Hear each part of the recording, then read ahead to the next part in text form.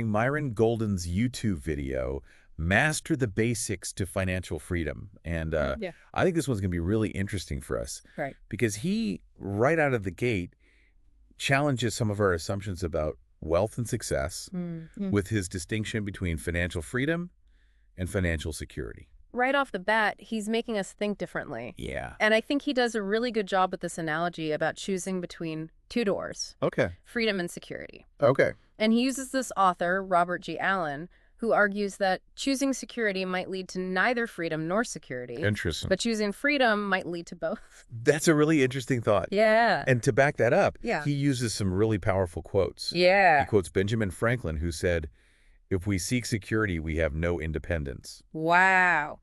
And Helen Keller, who said, "Security does not exist in nature. Life is either a daring adventure or nothing at all." Powerful stuff. I mean, yeah, those quotes, I think, emphasize the point that it's not just about feeling secure, but really experiencing freedom. Yeah. True freedom means taking risks, facing challenges, and getting out of your comfort zone. Yeah, like his next point about the power of your environment. Right. I mean, he uses this story about the Israelites who wandered in the desert for 40 years when it should have only taken 11 days. Oh, yeah, a classic example. That's because of their mindset, you know, and their fear of the obstacles in front of Their them. mindset kept them stuck. Yeah. And I think that's a reminder for all of us. Yeah. That the environment we live in contributes to who we become, but it doesn't decide our destiny. Exactly. We can choose how we respond to our circumstances and seek out environments that support our goals. Like he did moving from Pennsylvania to Florida. Exactly. Yeah. To take advantage of the fact that there's no state income tax. I mean, talk about optimizing your environment for success. Talk about taking action. Yeah. And then his story about working as a trash man while he's building his insurance and investment business at night. That's a prime example. Just shows you. Yeah. He intentionally chose an environment that would allow him to grow, even if it wasn't ideal at the time. Right. It's like, where there's a will, there's a way. Absolutely. And then he gets into perspective. Okay. He says, we don't see the world as it is, but rather as we are. It's all about perception. Yeah. And I love how he uses the one-sided coin analogy. Yeah, that's a good one. To illustrate this. Makes you think. Have you ever thought about how this one-sided coin thinking might be impacting you financially? It's a good point. Yeah. We often only see situations from our point of view. Yeah. But there's always another side to every idea or situation, and even to our beliefs about money. Yeah, and speaking of perspective, he takes on that classic saying, "The love of money is the root of all evil." Oh yeah, that one. What did you think about his interpretation? I think it was insightful because he makes a distinction. Yeah. It's not money that's evil, but the love of money, the attachment to it, that can lead people to do unethical things. Yeah. It's all about your relationship with money. Yeah. It's a really powerful reframe. It is. It's not money itself, but our attachment to it that can be a problem. It changes how you think about wealth and success. Totally. And your own financial goals. Yeah. You have to be honest with yourself about your motivations and strive for a healthy relationship with money. Yeah. And then he moves on to income, Okay. which he says is a result of the value we create. Right. And he breaks it down into 3 different categories. Okay. Wages from a job, income from a business, and income from investments. And each of these income streams have their own advantages and challenges. Of course. And he encourages us to understand and leverage all 3 for true financial freedom. But he's careful to point out that you shouldn't just quit your job to start a business. He actually recommends building your business on the side first. Yeah. Until your business income surpasses your job income. Then you can make the transition with less risk. It's a much more strategic approach. Much more strategic. Yeah. And he even tells the story of this young YouTuber called School of Hard Knocks who built a successful business by the age of 22. I love that story. It's inspiring. You don't have to wait until you're old and established to start creating real wealth. Love it. All right, so then he introduces his 4 pillars of financial freedom. Okay, let's hear it. Character focus, resourcefulness, and experience. Okay, I like it. Starting with character. Okay. He emphasizes self-control and making financial decisions based on logic rather than emotion. Okay. He's big on delaying gratification, doing things now that you might not want to do to get what you desire in the future. Like eating your vegetables before dessert. Exactly. Like he says he hates working out, Okay. but loves the results. I feel it. So then his next pillar is focus. Okay. And what are your thoughts on this idea that people who struggle financially often focus on distractions rather than their intentions? Well, I mean, Yeah. he contrasts them with people who achieve financial freedom, right? They stay focused on their goals and are able to tune out the noise. And he's pretty real about the pressure to be balanced. Yeah. Yeah, he says balance isn't a constant goal, Yeah. but something that comes and goes. Mm-hmm. There are times for intense focus. Yeah. And times for more balance. Yeah, it's all about prioritizing what matters. Yeah. And I think that's so important for anyone building a business or chasing big dreams. Especially entrepreneurs. Yeah. Those times of intense focus might mean temporarily sacrificing balance Yeah. in other areas of life. Okay, so next pillar, resourcefulness. Yes, this is a big one. Oh, He argues that it's even more important than resources themselves. interesting. And he uses the example of Frederick Douglass, who learned to read as a young enslaved person. Despite his master's attempts to prevent it, even in those extremely difficult circumstances, he found a way. It shows that we often have more resources available to us Then we realize. than we realize. Yeah.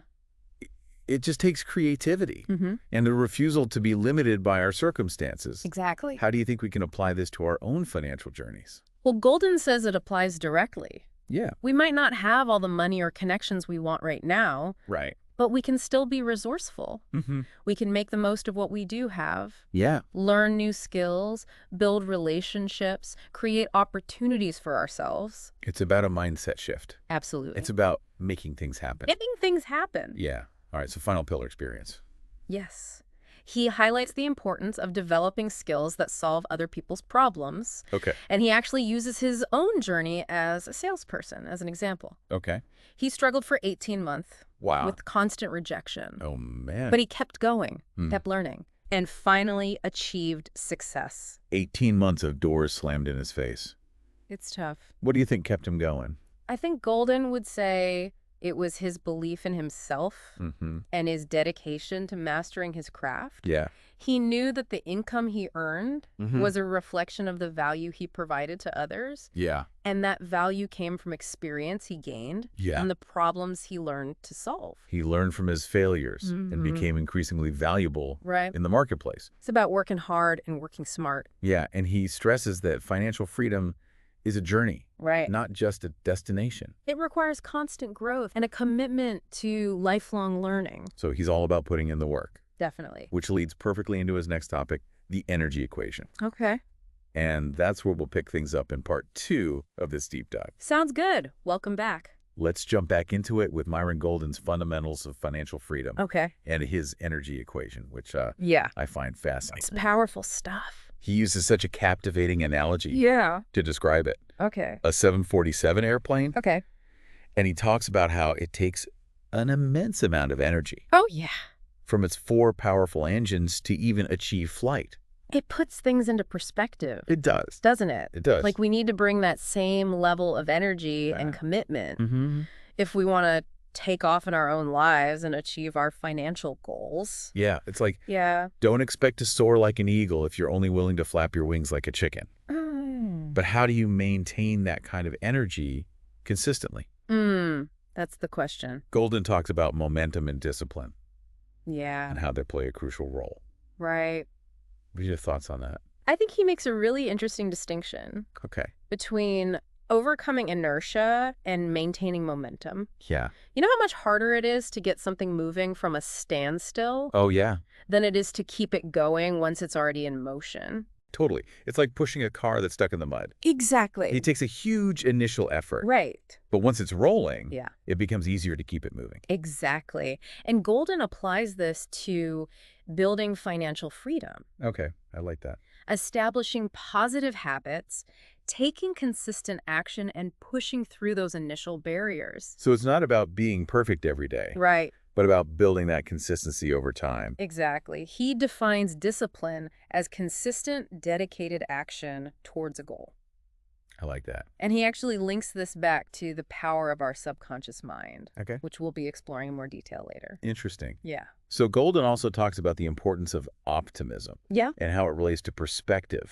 He even brings up a concept from physics called the Heisenberg uncertainty principle. Right. Which states that observing something actually changes its nature. Yeah. What do you think he's getting at with this? Yeah. I think he's drawing a parallel between observing a physical phenomenon and observing our own lives. Yeah, okay. How we choose to view a situation, whether we focus on the positive or the negative, can actually shape the outcome. So optimism isn't just about positive thinking. No. It's about actively shaping our reality by choosing how we perceive it. Exactly. If you believe you can, or if you believe you can't, you're right. I love that. Yeah. And Golden really stresses that. Yeah. Cultivating that optimistic muscle, that ability to see the good, even in challenging circumstances, is essential for success. It is. In all areas of life. Especially when it comes to our finances. Right. He brings it back to his idea of one-sided coins. Yeah. If things are tough right now, that doesn't mean they'll always be that way. Right. There's always another side to the story. It's about looking for the opportunities. Right. Learning from the setbacks. Yeah.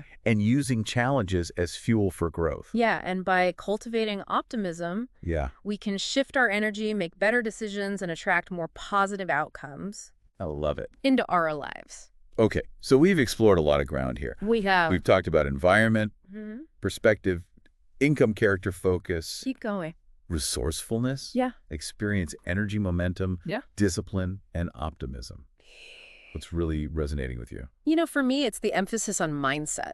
Okay. Golden isn't just giving financial advice. Yeah. He's providing a blueprint for personal growth and transformation. Yeah. He's encouraging us to question our assumptions, Right. challenge limiting beliefs, Yeah.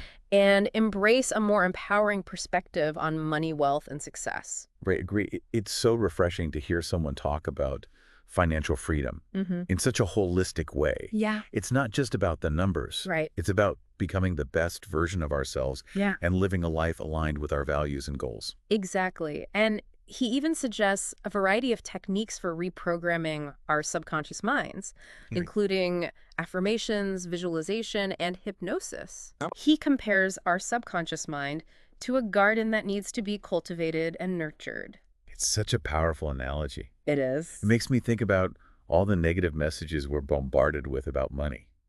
Like what? Like money doesn't grow on trees, or you have to work hard to make money. Right. Those messages can become weeds in our subconscious gardens. Exactly. And it's important to be aware of them. Yeah. And consciously choose to plant more empowering beliefs. Right, because our subconscious beliefs are so powerful. They are. They shape our thoughts, Right. our emotions, and ultimately our actions. Yeah. If we want lasting financial freedom, we need to make sure our subconscious beliefs are aligned with our conscious goals. So how do we actually do that?